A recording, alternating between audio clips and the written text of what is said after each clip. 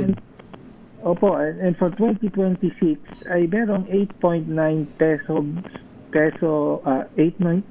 billion pesos na budget na nakalaan para dito. Pero nagtataka tayo na nitong summer nagkaroon ng aral program, mga DepEd teachers pa rin na nagturo at wala silang bayad, wala silang overtime pay, wala man lang silang honorarium, no, kahit pan lang pang cover sa kanilang pamasahe, pagkain and so on, wala. No, at ngayon nga ay may nakikita tayo ng mga class schedules for the coming school year na meron na namang aral load, no, teaching load na aral. So nagtataka tayo at tinatanong na natin ito sa DepEd. 2 weeks ago nag-hearing sa House Committee on Basic Education, i-raise na natin to. No, ano nangyari dun sa 8.9 billion peso budget at bakit hindi man lang nababayaran ang ng kahit honorarium yung mga DepEd teachers, but and more importantly, bakit hindi nag-hire ng outside tutors na siya namang mandato talaga ng batas ng aral law. No, so hinintay pa natin yung susunod na hearing dahil doon mag-uulat muli ang Department of Education. So, pero tama kayo, isang concern pa yung implementation ng aral program. So kung yung 9 billion na pondo po doon sa aral program, hindi po doon kasama doon sa po pwedeng bigyan ng kahit na ano, hindi ba? Pang-merienda man lang. Oo, pang-merienda. Yung pong mga teacher na nagsilbing tutor na? Hindi nga eh. Kahit pwede naman. No? Pero po pwede, Kong. Pwede yun. And in fact, yan ang demand natin nung hearing sa Kongreso. And we expect na yung mga nagturo nitong summer, mga DepEd teachers na nagturo nung summer ng aral, ay dapat mabigyan ng honorarium kahit retroactive na ang bayad dito. So inaapela pa? Pero, opo. And but more than that, dahil na may budget, kailangan mag-hire na sila ng outside tutors, yung mga qualified na outside tutors. Marami dyan, yung mga halimbawa nag-a-apply pa lang na maging teacher pero wala pang item sa kanila, o pwede naman ganon. Oo. At saka pwede ba dyan kung yung siguro mga gusto lang din sumideline bilang tutor, may iba ring main work, tama di ba? po. Oo. Yung iba po, halimbawa mga retired teachers, Oo. baka pwede pa rin, gusto pa rin nilang magturo. Yun po ang intention ng aral law. Oo, yung budget, di ba? No? Para hindi na overwork ng yung mga regular DepEd teachers natin, ay madadagdagan pa sila ng trabaho nito. Oo. Alright. Sir, having said all of this, itong mga usual problems sa facilities, sa eskwelahan, tapos yung siksik na schedule ng mga teacher natin, sinisiksik yung pagpapalakas sa SHS, yung aral curriculum na ito, at saka yung 3-term school calendar. Kaya pa ba, sir, ng mga kaguruan natin? Paano ang adjustment, sir, na nakikita nyo sa ground, yung mga ginagawa ng ating mga teachers? Well, of course, laging nangyayari dyan ay kinakaya ng mga teachers natin. Bagaman, yun na nga, no? Ang trend ay padagdag ng padagdag yung trabahong binibigay sa kanila. No? So, sa bahagi naman natin sa Kongreso bilang party list representative, katulong yung mga organizations ng teachers, halimbawa yung ACT unions, yung mga union ng Alliance of Concerned Teachers sa DepEd, ang mga pagsisikap natin ay para mabawasan ang workload. So gusto natin ma-regulate yung teaching load per day ng mga teachers, no? For example, for one, wag na sila bigyan ng aral. Two, dapat hindi masyadong marami yung mga klaseng na-handle nila sa isang araw. Dahil sa mga pagbabago sa curriculum ng K-12 curriculum, pinaiksi yung minuto per subject. So ngayon, dati isang oras, ngayon 45 minutes na lang ang klase. Pero nire-require ng DepEd na dapat 6 na oras ang turo mo sa isang araw. Dahil mas maiksi na yung minuto per klase, dinagdagan naman nila ng bilang ng subject sa isang araw. Ibig sabihin, mas marami kang tuturuan sa isang araw. Kahit mas marami kang isisiksik na subject sa 6 na oras, no? So, ang nilalaban natin, limawa, dapat bawasan yung 6 na oras na yan. In general, bawasan yung mga iba pang trabaho na kailangan gawin ng mga teachers. So, ang isang kino-complain ng mga teachers natin, hindi lang pagtuturo, pinapagawa sa kanila. Ang dami nilang mga forms. 75 forms ang kailangang i-accomplish at i-submit ng mga teachers sa bawat term.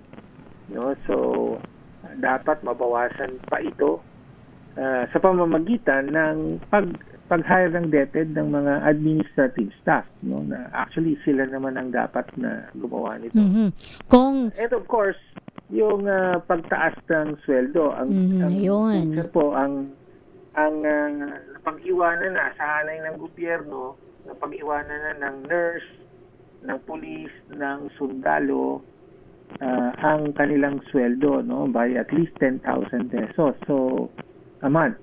So, isang demand natin, dapat maging 50,000 a month ang entry-level salary ng mga teachers. So, yan po ang mga sinusulong natin para maprotektahan ng ating mga teachers. Kung Tinyo, ilang o bawat administrasyon po, ang kanilang palaging sinasabi, prioridad, yung edukasyon, pero palagit-lagi po na mas lumalala pa nga yung learning crisis natin, krisis sa edukasyon. Saan po ba talaga pumapalya yung ating sistema? Dahil binabanggit nga ninyo, kasama doon sa mga salik na yan, yung napag-iiwanan yung ating mga kaguruan kung sahod, yung pag-uusapan, isa lang yan. Tsaka yung grabe absorption partner ng mga trabaho sa lahat ng mga teacher. Well, tama po. Nabanggit na natin, saan pumapalyan? Tanong nyo. Tama po. So, lahat ng mga factors na yun, yung mga basic na kakulangan, classroom, textbook, kakulangan ng teacher. Pangalawa, yung kalagayan ng mga teacher na hindi na tutugunan, mababa ang sweldo, sobrang bigat ng trabahong binibigay sa kanila, both yung teaching and non-teaching. At pangatlo, tingin natin, isang problema na rin kung bakit lumalala. Tama kayo, lumalala pa yung kalidad ng edukasyon batay dun sa mga statistics ng EDCOM, no? Na hindi pa nga nakakaunawa ng kanilang binabasa yung umabot na sa grade 11. Grabe, no? Grade 11. So, ang isang realidad din talaga ay, well, yung buong sistema mismo ay, ito natukoy na rin ito ng EDCOM, ini-incentivize, ini-encourage ng buong sistema mula sa school level pataas hanggang division, hanggang region, hanggang central office ng DepEd, yung tinatawag na mass promotion. No, ibig sabihin, basta ipasa lang kahit hindi pa ready sa next level. Otherwise, kaya nga umabot na ang grade 11, hindi pa rin nakakaunawa ng pagbasa. So, mga pasang-awa. Walang binabagsak. So, sir, sa bahagi nyo sa ACT Teachers, you admit na talagang may mass promotion pa rin na inaaprobahan yung mga guro. Pero, binabagit mo nga, hindi naman ito kasalanan entirely ng teachers, kundi yung system na nag-aalaw dito, continue. Opo, hindi official policy yan, lagi sinasabi ng DepEd. Wala silang policy ng mass promotion. Pero yung practice ganun, kasi yung sistema sa DepEd mismo, pag individual teacher ka tapos nagbagsak ka, maapektuhan ang rating mo for the year, maapektuhan ang promotion mo. So in other words, maapektuhan yung bonus mo, maapektuhan yung promotion, no? Yung evaluation din, no? Okay. Tapos, pagka yung school mo naman, maraming mga binagsak, apektado naman yung rating ng school. Ayun na. Ganon din yung rating ng division, region, pataas yan. May isang sistema ng rating and evaluation ng Department of Education. Yun na nga. Kaya, ang mga ito nagdi-discourage na magbagsak essentially. At dahil napakarami nung hindi pa qualified para sa susunod na level, kung magpapakatotoo at ibabagsak lahat, ay medyo talagang kumbaga mababara yung buong sistema eh. Parang ganun lang nangyayari, no? Kaya on the right track na mayroong aral or learning recovery program, dahil nga pagtanggap na yan sa bawat antas ay maraming mga estudyante hindi handa para sa grade level na yon, dapat kumabol, ihabol. Ang problema nga, pinapakarga mo din dun sa mga teacher na punong-puno na. No? Huli na lang. May budget na nilagay, pero hindi naman nag-hire. Huli na lang kung doon sa usapin natin sa edukasyon, gusto lang namin malaman dahil binabagit mo ngayon, may pondo naman tayong 9 billion, anyari na, gaano ba karami dapat na tutors or outside resources yung dapat nating i-hire para maibsan naman kahit papaano yung gravity doon sa trabaho ng mga teachers? Kay Secretary Angara mismo nang galing na yung 8.9 billion na yan ay magagamit para sa pag-hire ng sinabi niya 448,000 outside tutors for the ARAL program. Sinabi niya yan sa pagka-approve ng bagong budget. Pero as of now, sabi nga, anyari nga, no? Natapos na yung ARAL program ng summer. Wala pa rin. Bubukas ang school year, wala pa rin.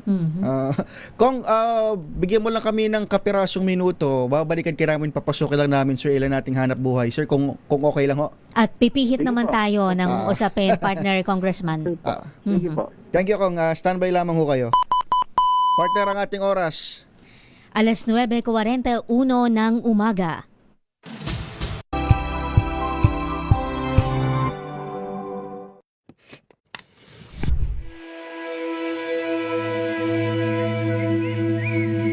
Mulat sapol, no? Parang yun ang naging joke na parang gusto mo maputol ang puno, punta ka sa DNR.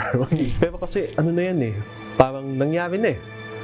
Hinahabol mo na lang yun, sinusubukan mo na lang gawin okay yung pinahintulutan mo. Babalik at babalik pa rin siya na dapat ma-hold into accountable yung mga pumayag. Actually, yung namimiss kasi ng DNR dun sa debate dito is hindi siya usapin kung i-earthball natin yung mga puno. Ang usapin siya is